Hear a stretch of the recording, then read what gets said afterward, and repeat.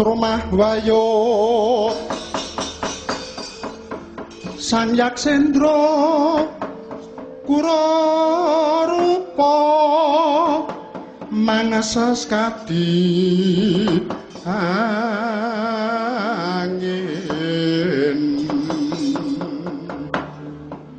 pangsempal kaprapal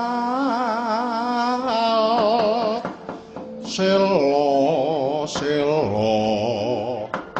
kaplesat sato lumayu mangungsi kagiat kaguruda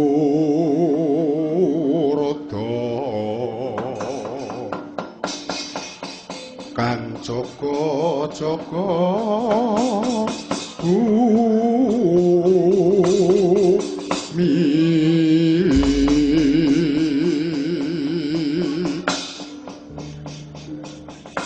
kula waspaosaken ngembe rawuh wonten negaring Tawang Limengan kados paduka Kanjeng Hyang Maharsi Warabisma.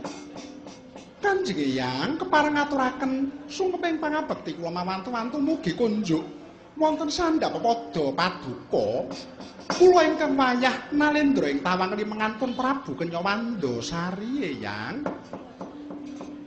Lha dalah yo nggih. Nini Prabu Kenyawandasari wis tak tampa sira ngaturake pangabekti marang panjenenganipun Eyang. Ndak tampa tangan loro ora liwat pudya hastutinipun Eyang Kebat Tampanana Kenyawandasari. Nuwun gurawalan pamundi kula paring berkah pangestu paduka Kanjeng Hyang kula tampi tangan kula kalih mugi dados norah daging kayuwanan kula. Andadosaken kagiat raos sing manah kula tubi paduka Kanjeng Hyang kepareng rawuh wonten negari Tawang Limengan baya wonten wigatos menapa Hyang tumunten lajeng paringa dawuh. Nini Dewi Kenyawandasari marmanipun Eyang prapta marang negara Tawang Limengan ya jalaran pun Eyang Talkondo rikala semana nuju eca lenggana ning bale pacrabaan nampa caraka utusanira kalamun pun Eyang supaya prapta marang praja ing Tawang Limengan mungguh ature caraka mau yen ta sira kulup Nini Dewi Kenyawandasari kepingin banget yaiku bakal nyenyadang anane wedharan Aji Sastra Jendra Hayuningrat Pangurwating Diyu.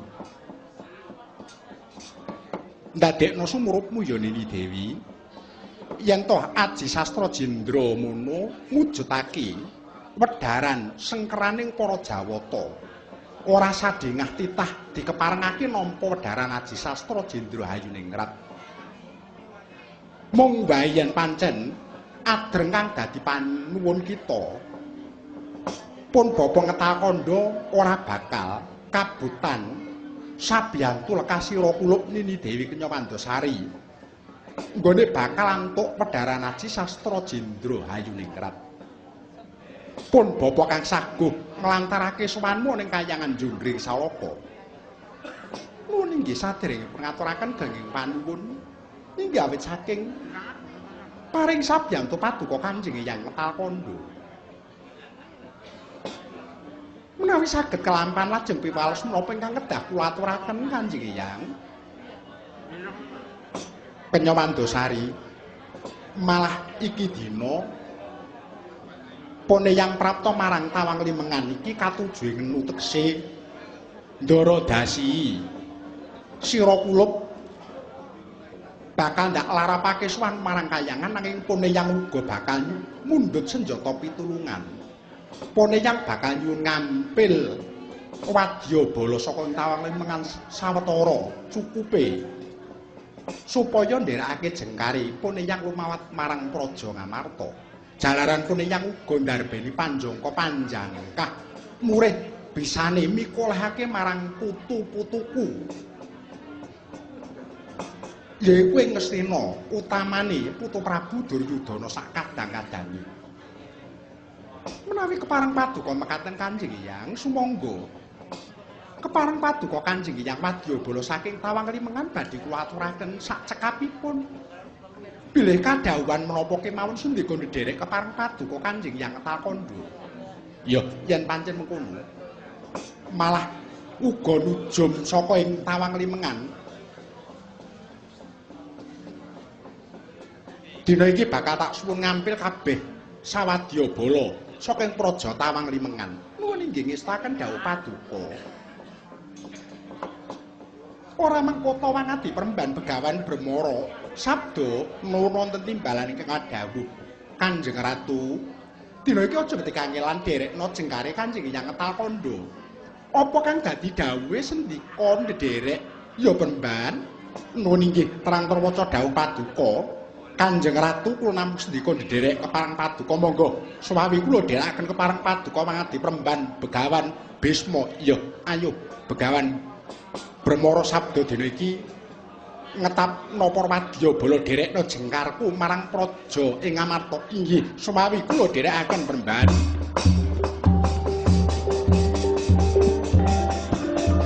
Pandhita Ginarya Wangsit pindha kumbang nesep sarining kawan.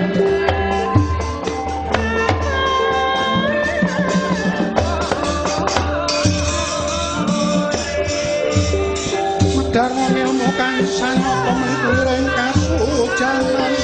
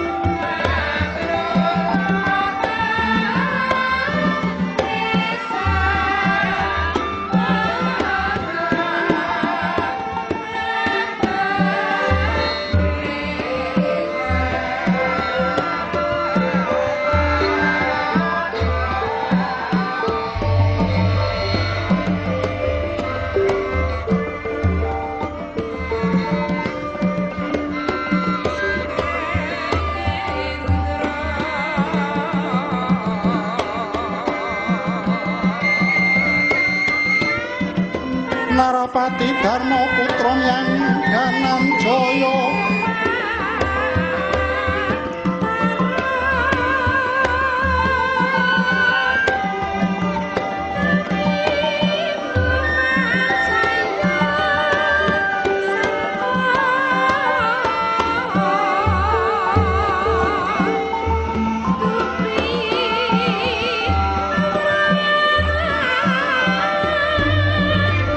Matureng Rata Narendra Hari Murti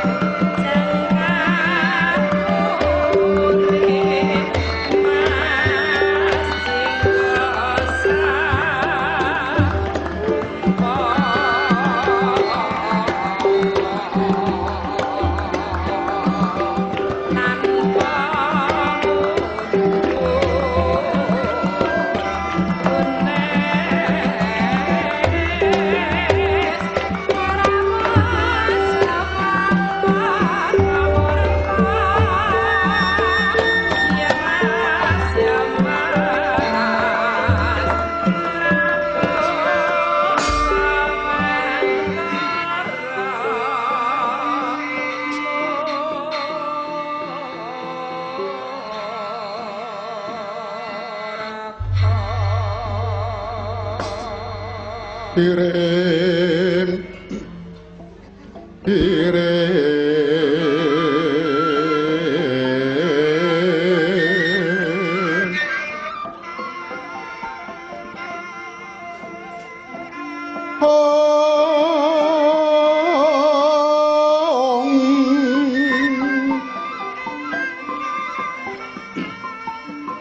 kembang bopong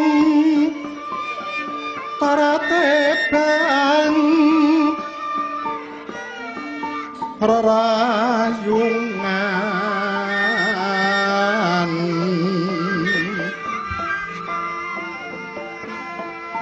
lunging gadung mantelung manglung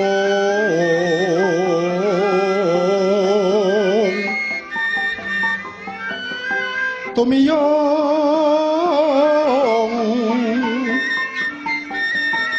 ora mambating liyan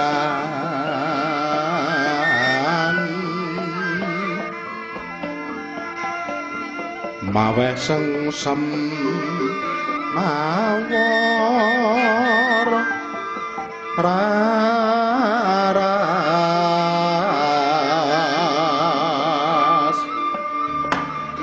karya sengsem kang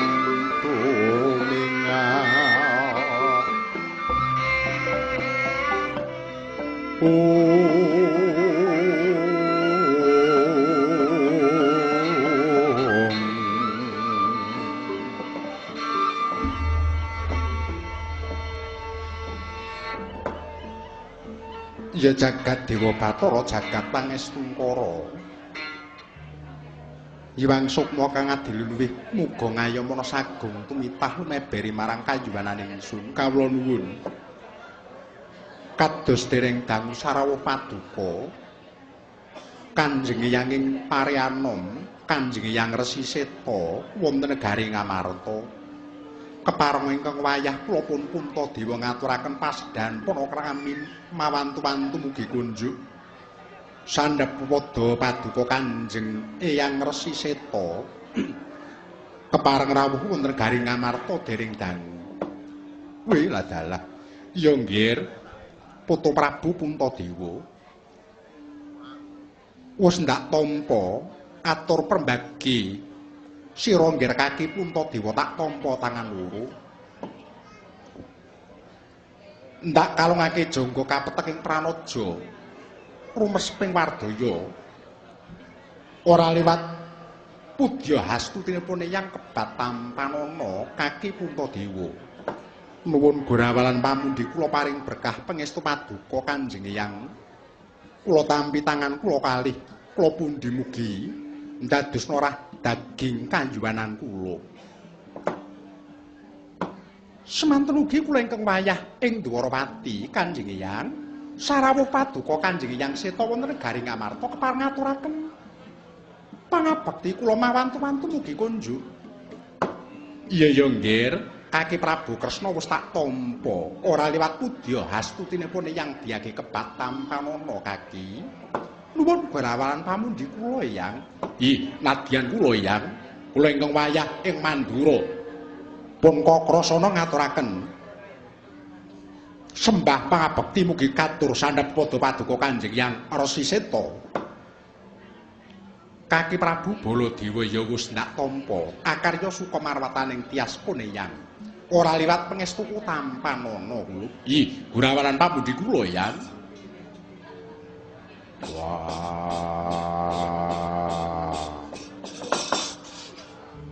Nadyan aku basaku katura kakek Seta sarawuhmu ning Praja Ngamarta.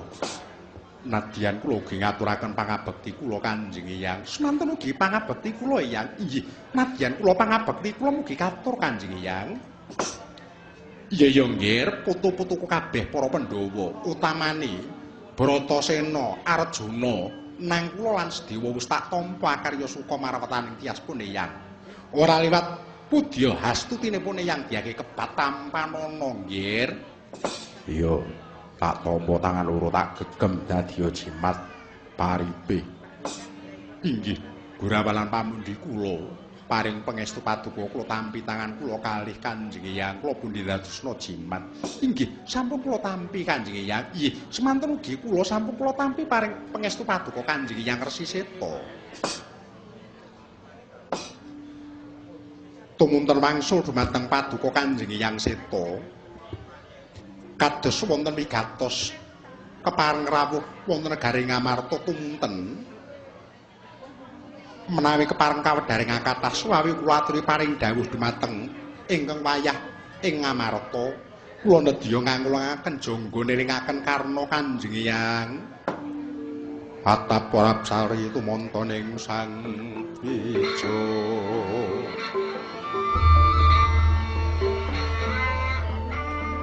kadyong giwur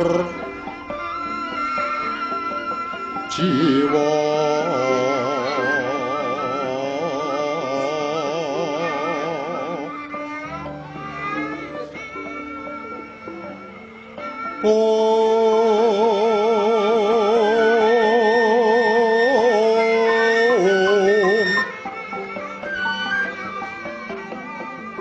kagagasing yasdat kewran ing karyanira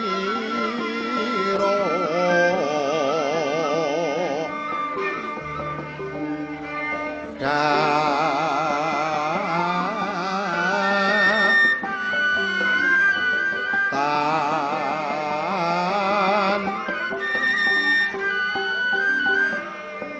pantuk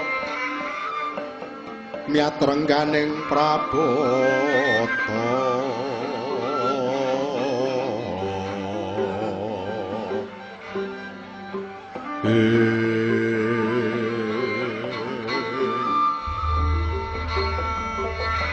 para ning kadhep kumelap pindha pangawening Sang Dwija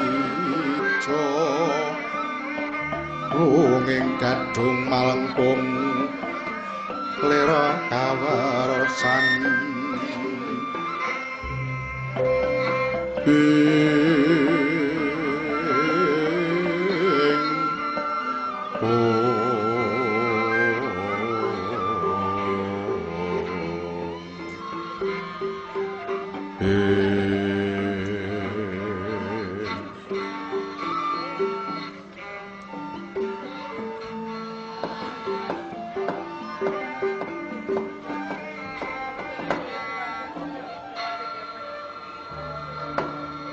kulup Putu Prabu Puntadewa marmanipun yanging Paryanom Gidaya-daya prapta marang Praja Ngamarta yektine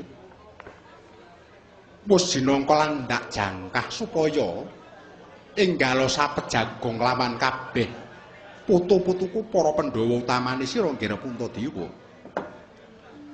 jalaran wis sawetara candra puneyang ora sabejagong kelawan putu-putuku para Pandhawa kang sepisan kepengin tilik tata tentreming Praja Ngamarta sakukuban syukur bagi Ngamarta ana jroning swasana katentreman dene ganep angka 2 Puntadewa praptanipun eyang ing Paryanom ana ing Praja Ngamarta iki bakal paring pituduh marang sira Nggih Puntadewa lan kabeh kadang-kadangmu para Pandhawa kawula nuwun inggih Kanjeng Hyang wonten wigatosipun menapa lajeng tumunten kaparingna dawuh menawi tetela kepareng kawedharing kathah ngene ya Nggih yektine Poneyang Paryanom bakal paring pituduh mungguh sambung rapete nggone para Jawata dina samengko bakal matedhakake nugraha matedhakake wahyu ning Ngarcapada ing aran Wahyu Triloka Bawana ya wahyu pamungkas sabab apa Wahyu Triloka Bawana uga sinebut wahyu pamungkas jalaran yektine Jawata matedhakake nugraha wahyu ning Ngarcapada kuwi mung ana 3 lajere ana 3 siji Wahyu Makutha Rama 2 Wahyu Cakraningrat kang pungkasan utawa ingkang kaping 3 Wahyu Triloka Bawana. Mula reh ning iki wahyu kang pungkasan kang bakal tumurun ing Karcapada nggir Kake Puntadewa. Sadurunge sira bakal nindakake dadi utusaning adil. Bakal ngadani perang agung, perang suci Baratayuda Jaya binangun. Rening iki mujudake wahyu kang pungkasan prayoga sira nggir Puntadewa sakadang andaga nyenyadang tumurun ing Wahyu Triloka Bawana. Ya wahyu pamungkas iki ing pangajab supaya besok bisa kinarya jayaning para Pandhawa nggone bakal mangrurah satrumurka ingkang sinandhang dening para Sata Kurawa. Sira minangka dadi utusaning adil mangrurah satru angkaraning jagat. Mula kang saka iku nggir kone yanging Paryanom Daya-daya prapta ngamarta ki yektine pune yang bakal nenuntun marang Lekasira nggonira bakal andaga nyadhang tumurun ing wahyu. Lan dadiya sumurupmu Puntadewa. Wahyu Triloka Bawana mono yektine wis tumurun ing Arcapada. Wahyu wis manjalma dadi Brahmana. Kang mangasrama ning pucaking Gunung Argatunggal. Gelem diboyong sapa wae waton bisa mbatang cangkrimani. Mula Pandhawa wajib nggayuh tumurun ing wahyu supaya bisa dadi jayaning para Pandhawa besok nggone bakal dadi utusaning adil mangrurah satru angkaraning jagat kula. Ujare paniti sastra awawarah asung peling ing jaman keneng musibah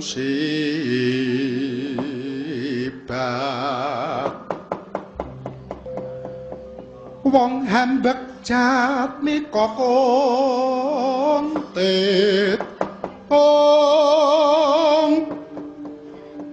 mangkono yen niteni pedah apa yen mituhu pawarta lawaran mundhak angronta hati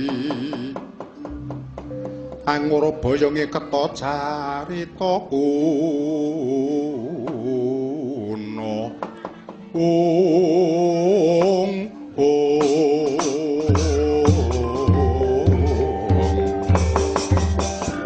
Narapati Darma Putra Myandanan Jaya matur ing Raka Nalendra Harimurati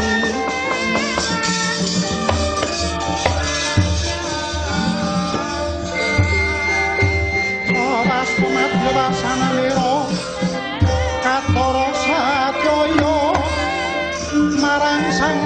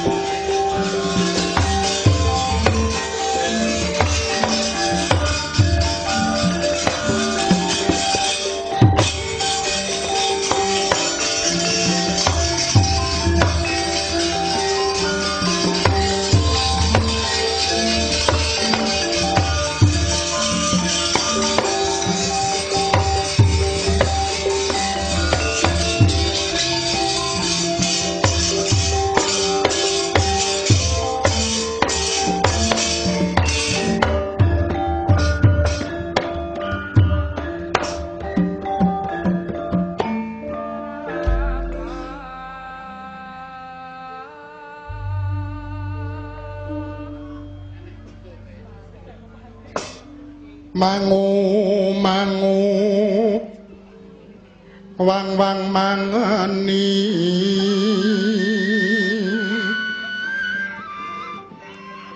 nanangi onenging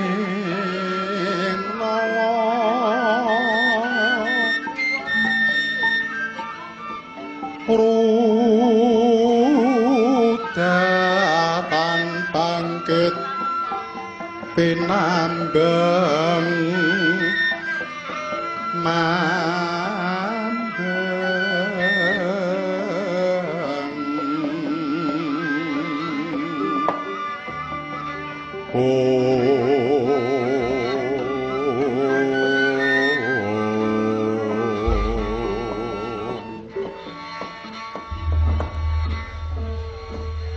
nuwun kula waspaosaken ingkang nembe rawuh kados Kanjeng Hyang ing ngetal kandha Sang Maharsi Warabisma duh Kanjeng Hyang sarawuhipun wonten negari Ngamarta keparenga ingkang wayah kula pun Puntadewa ngaturaken pangabekti kula mawantu-wantu mugi kunjuk sandhapada paduka Kanjeng Hyang Mahatma Bisma. Wela dalah Astungkara jagat ya nggih Putu Prabu Puntadewa wis ndak tampa sira kulup ngaturake pangabekti marang pun yang ngetal kandha ora liwat